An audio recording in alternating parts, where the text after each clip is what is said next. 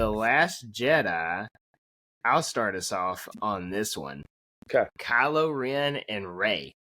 First of all, they have such a great performance. They carry this movie. And you don't really expect that to be what happens, right? So you come in and you're like, because this is Mark Hamill's movie of the trilogy. And so you're like, oh, it's going to be a Luke Skywalker centric movie. And it was. But Kylo Ren and Rey, they keep having this, what we learned to be the dyad, but they just keep having these force connections, and they're talking, and they're kind of revealing this backstory that we don't know. Kylo Ren's explaining it. Rey is kind of starting to see that light that's still in him. And they both just, the actors there, Daisy Ridley and Adam Driver, do an excellent job with the roles they're given in this movie. I thought it was really good. I remember leaving the theater kind of not being sure how I felt about the movie, but for sure being sure that I thought Rey and Kylo Ren's story was just so interesting in that movie. Yeah, because they do a really good job of, like, they don't understand why there's this weird connection between them. Yeah. And I think it's so significant and powerful that they're both kind of off guard by it. And they don't know what to do with it, right? Neither one of them understands it. Rey certainly doesn't like it, especially in the beginning, right? Like, she is fighting against it, and Kylo Ren's really intrigued by it, right? And so you have those two sides of this thing where one is really wanting to probe this thing and figure out what's going on.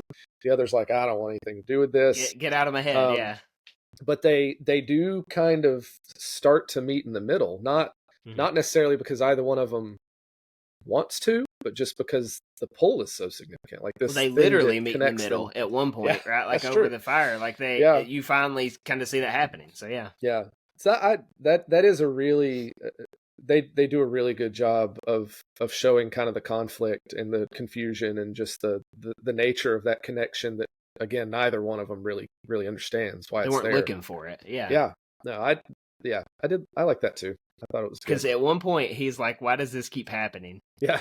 And it's kind of like, because she's like, can you put a shirt on? You know, like I think that was that one scene, the Ben Swallow scene. So that's the memes. So yeah, that's some good memes came out of it. Yeah, lots of good memes. We should list that as a thing. So yeah, that was one thing I thought, and it goes to the very end of the movie, like when they're fighting and he's like, you're still holding on, like, and that's just such a good scene. A lot of memes out of that as well, obviously, but that's a good speech he gives, like when she's like, the resistance, and he's like, let's ditch all of this, let the past die, and then she's just not willing to let go, and he's really mad about it. And I thought that was a good because you think this whole time that they are going to end up on the same side, and then they bring you up to that point in the throne room where he does join her, and then you're like, oh, kind of subvert your expectations a little, and then finally you see, like, no, they are going to go their separate paths after this whole movie kind of building up their characters. Then he's not quite ready to let the past go the way he says, and I think that was an interesting thing. One of the things I really like about his character throughout this is he becomes really resolved in his path, right? Like within this connection that exists between them, you could really argue that she's the one most tempted, to move to come to this other person. And by the end, I love that Kylo Ren's like, you know what, I don't need to be Vader, right? I don't need Snoke. I'm kind of done being the guy that gets ordered around, and he decides that he is full in, right? Like he's supreme leader. He's going to take the reins. Like there's no hesitation for him towards Rey, really. Like he wants her to join him, but he's becomes really resolute in this, you know what, I'm the First Order, right? Like this is my thing. And he does, man. He takes over. I love that resolution that he arrives to in this movie, because I think it's really cool for his character. Instead of going the other way, like being tempted towards the light, he's like, no, I'm full in, right? Like I'm done being in the background. I'm the guy now. And he does. I like that. Yeah, he's fully, at the end of this movie, he's done with the good, you think, at least. Yeah. So yeah, that was my first one. Just the Rey and Kylo Ren story, I thought was really strong, especially the acting in it. I thought it was really good. I really like the opening scene to this movie. I Oh think it's yeah, really tense. I think it's yep. really good. I think I don't remember her name. What's Rose's sister's name? Paige Tico. Yes, I think that whole sequence is really good. Like Yep. just it's very Rogue One-ish a little bit, just It taking a is moment to focus in away from dogfight. our big characters and just focus Yeah, in on this random person who's dying in the fight. I yeah. think that's always a cool thing to pull the lens back to. But Mm. but then it shifts, right? And I love how it shifts to like Poe's all hyped up because they blew up the ship, and Yeah. but it becomes this leadership tension between him and Leia, and he has a really cool arc Mm-hmm. in The Last Jedi where he understands that he really doesn't know anything about leadership, and he doesn't know Yeah. anything about leading a rebellion. And as much as he hates it at the beginning, he realizes that everything Leia says At the about him end. is right. Yeah. So I really like Poe's arc throughout this. Mm-hmm. I think the tension between him and Leia, where she really puts him in his place, Yeah. She's and funny in this his one. resentment to that, and he's like, no, Mm-hmm. and he goes off and does his own thing, and later realizes like this was a problem, right? Like Yeah. this, I am a problem, and I like she is It's a what fly leadership boy. looks like. Yeah. And we see him change, and we see him adapt a better leadership style. So I really like his growth in this movie, and I think Oscar Isaac plays it so well Yeah. throughout that story. So Yeah. he's He one of gets the a highlights for The focus. Last Jedi for me. Yeah. He gets a big focus in this He movie as does, well. yeah. Because in The Force Awakens, he's not in it a whole lot. No, But he does get a big character development here. yeah. Trying to see where to go next here. So let's go. I like the pacing. So this movie does a really good job Hmm. keeping things moving. Not super fast paced, Yeah. but they use just starting off the movie, you understand how it's going to go because they've got the resistance on the end of a string, is what they say. Like, it's like we know where they're going to go with this hyperspace jumping. So the whole tension of this movie is the resistance just trying to get far enough away to stay out of range, but the First Order keeps getting them, and eventually they're going to run out of fuel, and what's going to happen? So there's this race against time going on. And I like that because it kept, like, you're pretty tense the whole time, because anytime you're back with that, with what's going on with the resistance in the movie, like when they're not on Octo, but to an extent when they are, because at some point it does start to kind of bleed over into it, I believe, because I think Ray's like going back or something. She's got the little beacon thing, I guess. I don't know. But either way, you kind of know, okay, at some point there's going to be this spot where they do get caught. And so I really did like the pacing for the movie as well. I thought, and they talked about it a lot beforehand. Like, we think we have a good movie that's going to keep you on the edge of your seat, and they did. It kept, okay, they're not got him yet. They've not got him yet. Are they going to make it back in time? And so I like that. Yeah, you're right. There is a significant tension on the not rebellion. What do we call them now? I guess they're back to being resistance. Thank you. Gosh, they're the rebellion by the end of the movie. They take that because Finn's like rebel scum. Like you start to see that turn. Yeah. No, on their side of things, there is that significant tension. Just in that, it's like just that slow burn chase, where it's just like inching closer and closer. Resources are dwindling, and you keep shifting back to what you're waiting to be like the answer, right? Like, is Rey going to get back? Like, or is Finn going to get back? Finn and so going to get back. You shift back and forth that, and every time you come back, you realize that it's still a problem, right? Yeah. So that does do a good job of providing like a driving tension. Yeah. Because it's that's it. Like, that's the forces. Like, they've kind of dwindled down. This is who they have left in their corner. Very low. Yeah. So yeah, that was. I thought pacing was good. Yeah, I agree with that. One of my favorite things in this movie is Yoda. Yeah. I love Yoda and Luke's interaction. I really, well, first I appreciate that it's the physical prop. I love that they went back to the puppet. Frank Oz came back. It's just so nostalgic to the original trilogy. I loved that. But man, he comes in and he just provides this insight that like, you go back and you look at the prequel trilogy and the mistakes that were made in the Jedi Council and just their obsession with the dogma and the following the rules at the expense of people, right? Yeah.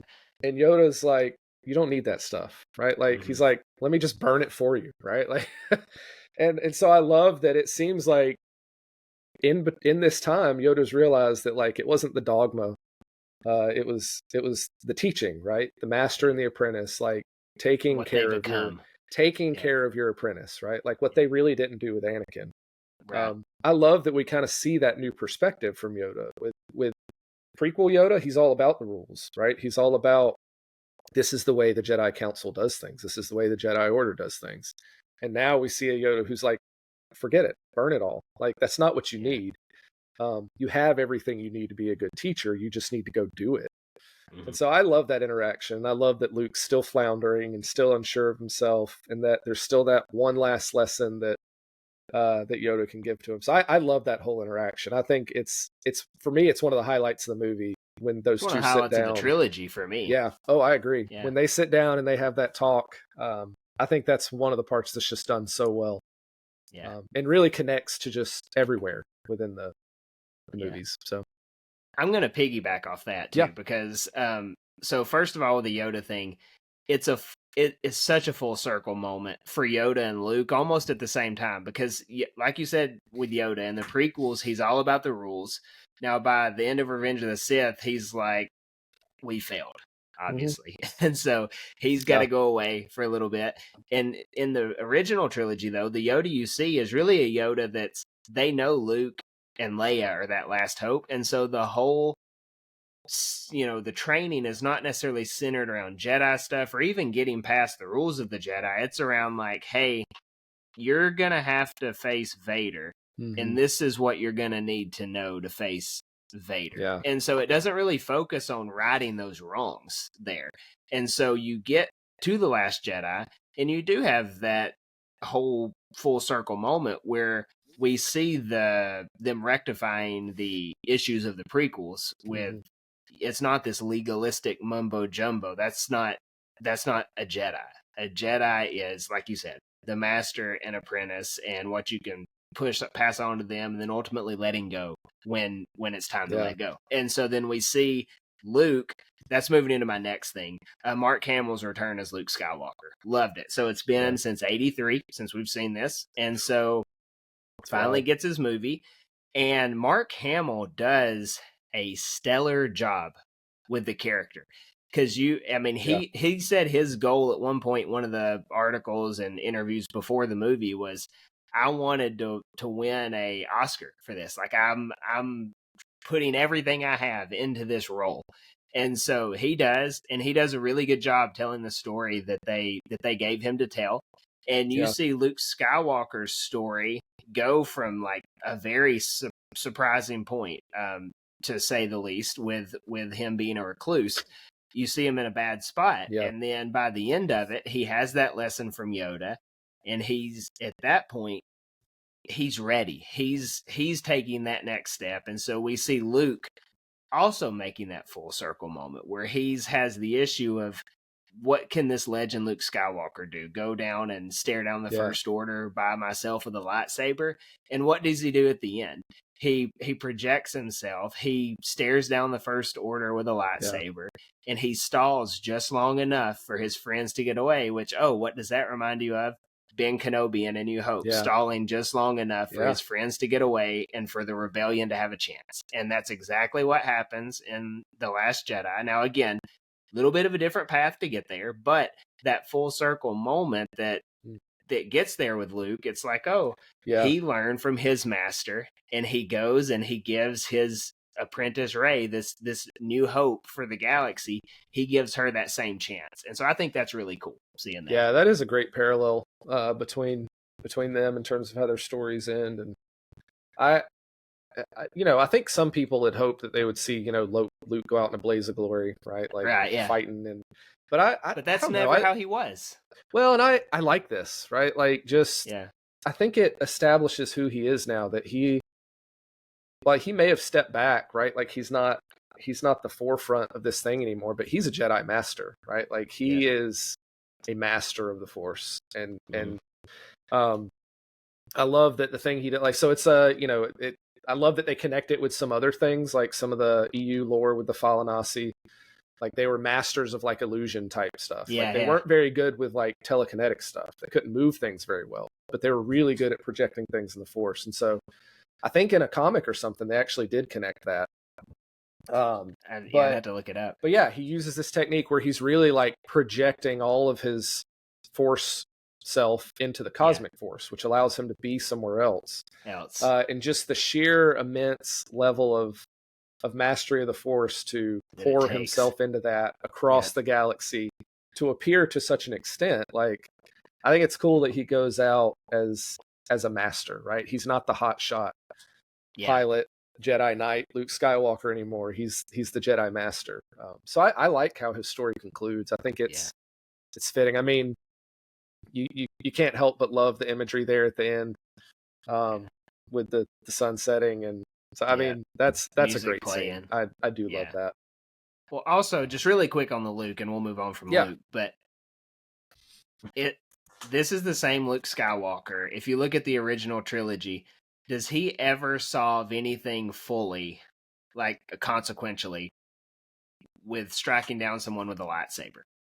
No, that's a good point. Not the entire time. His defining moment in Return of the Jedi is throwing the lightsaber down, right? And so his defining moment in this sequel trilogy is when he literally throws himself down, right? So like he does that projection, and so he never, very unlike Anakin, is not the character that goes out in a blaze of glory. He's the one that goes out by showing that there's a different path, and so he does it here. I think it's very cool.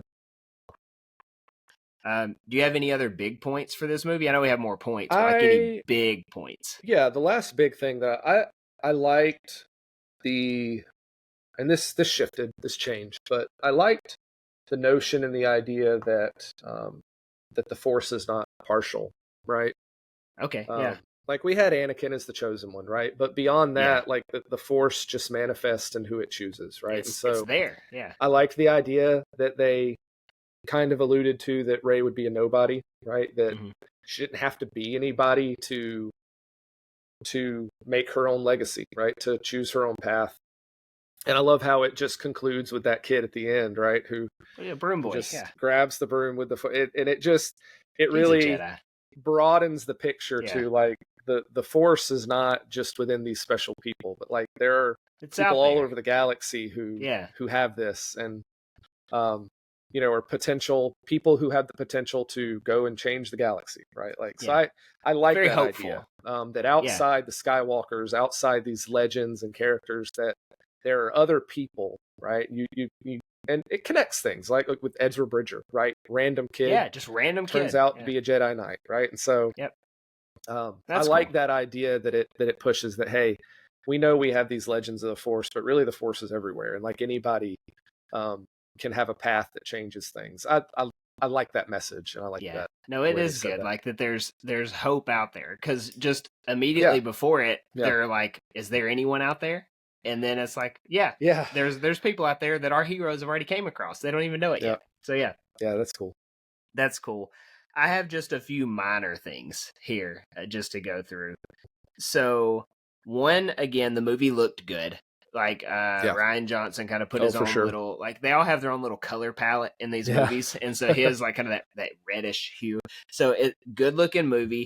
The throne room fight looked really good. It does. Right, really cool to see the Praetorian Guard, like because in the originals they just kind of stand there, and you actually see them fighting here. So that's pretty cool. I thought Chewie was funny in this movie. You don't get a ton of him, but you get enough where like he has this like relationship with the porgs. Oh, Chewie and the porgs is great. Yeah, it's funny.